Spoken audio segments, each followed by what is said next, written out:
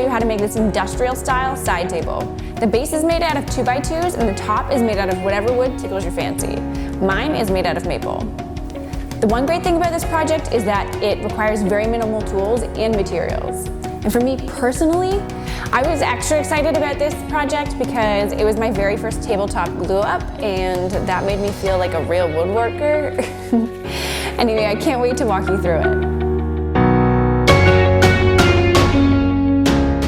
I started with the top. I used 4 2x5 pieces of maple. My tabletop's going to be 20 inches by 20 inches, so I cut my pieces about a 1/4 inch longer than 20 inches so that I can easily trim them if need be. Next, I sent them through the joiner so that they sit tight together with no gaps in between the board. I laid out my pieces in the order that they looked best, trying to match up the grain, and then I drew a large angle across them so that I knew which piece goes where and which was the top and bottom. Then I marked 2 small dashes on each board to mark where my biscuits are going to be so that they line up nicely. Then I used my biscuit joiner and put 2 grooves in each side of each board, with the exception of the outer edge pieces. You could also just glue them together without the biscuits or pocket hole them together if you don't have access to a biscuit joiner.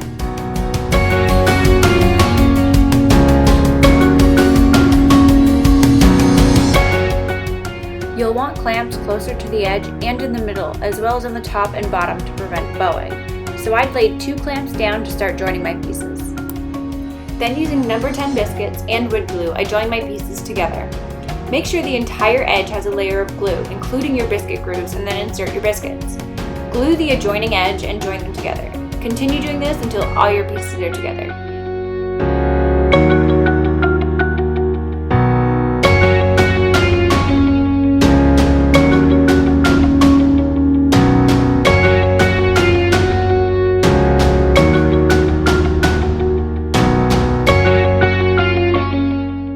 Then you want to tighten the clamps so that they're snug, but you don't want it so tight that you're squeezing out all of the glue.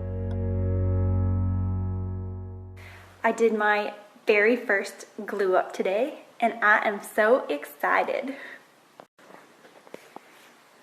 Ooh.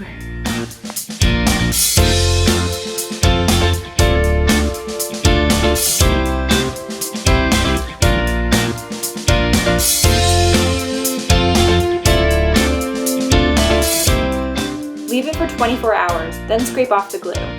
Then, using a belt sander, sand it down, starting with 80 grit and then finishing with at least 120 grit.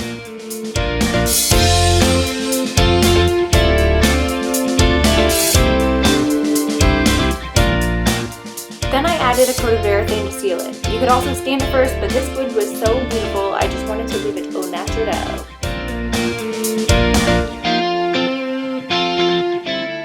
Now it's time for the base.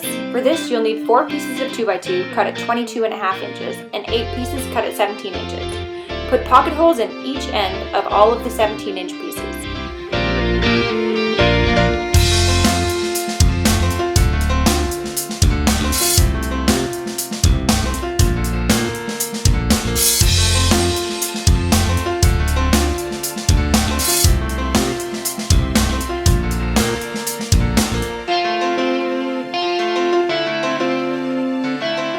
Then I assembled them into 2 squares. I used the 22.5 inch pieces to attach the 2 squares and complete the cube.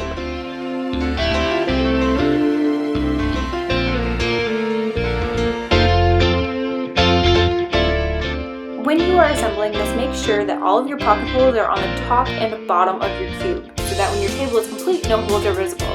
The bottom ones should be facing the floor and the top ones should be facing the bottom of your tabletop. As you'll see in a minute, this is a mistake that I made, so hopefully now you won't do the same.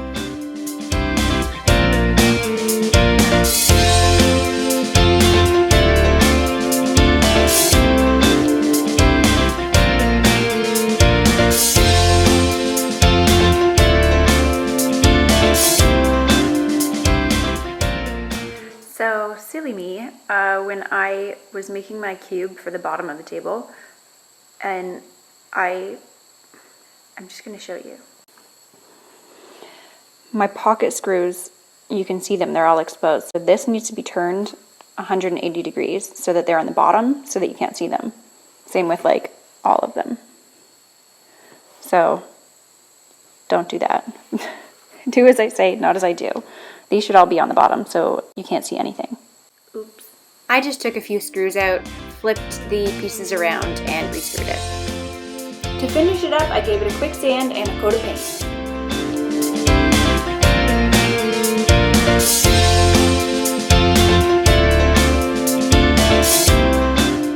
To attach the top and the base, lay the base on top of the tabletop and drill one hole in the middle of each side of the top cube and screw it in place.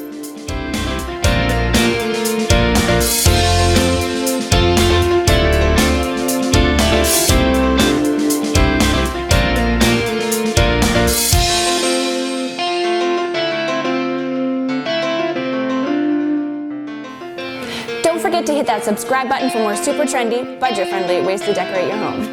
And also don't forget to be kind to one another.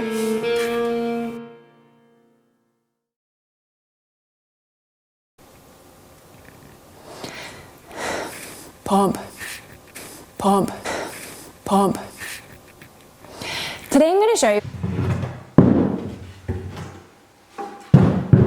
and I was very, you distract me.